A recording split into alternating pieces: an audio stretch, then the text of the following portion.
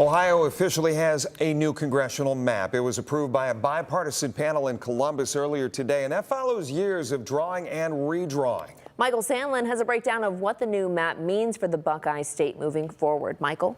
Yeah, Jeff, Kaylee, this new map changes the congressional district lines, and it comes right before the midterms next year, meaning who's voting on what candidate might end up being different depending on where you live. While this map was approved by a bipartisan panel this morning, you could already hear it getting pushback in the room. The congressional district plan for the state of Ohio is adopted and will remain effective until the year 2031. Commission staff are directed to file the congressional district plan. And with that, a unanimous vote from the Ohio Redistricting Commission settles a 3-year saga to redraw a new, fair, and equitable congressional map. Republicans, the dominant party in the Buckeye State, make up the lion's share of the commission.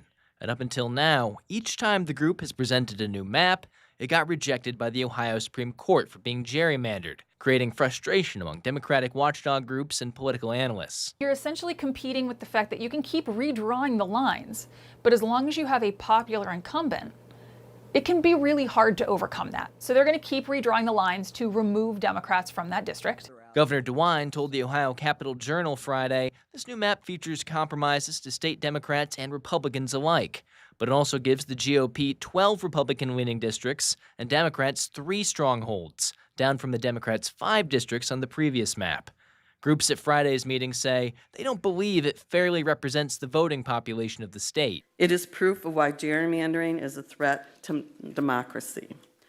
Ohioans vote about 55 Republican and 45 Democrat. It has been made clear by members of this own commission that they had no intention of negotiating between the aisle or faithfully seeking a bipartisan map.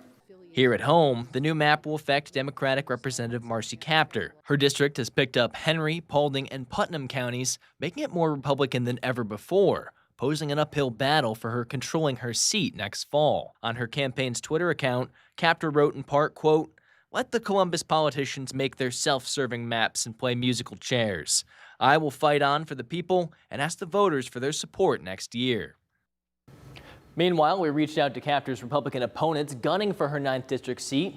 Air National Guard veteran Aliyah Nadeem wrote in part, "I entered this race to defeat Marcy Kaptur and restore common sense leadership in Congress to Northwest Ohio. Despite the new lines, Marcy Kaptur will be tough to defeat."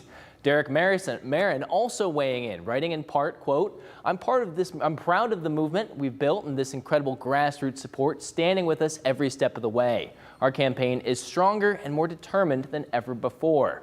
We also reached out to State Representative Josh Williams, who wrote back no comment. This new map, assuming it isn't rejected by the Ohio Supreme Court, will stay in effect until 2031. In studio, I'm Michael Sandlin for WTOL 11.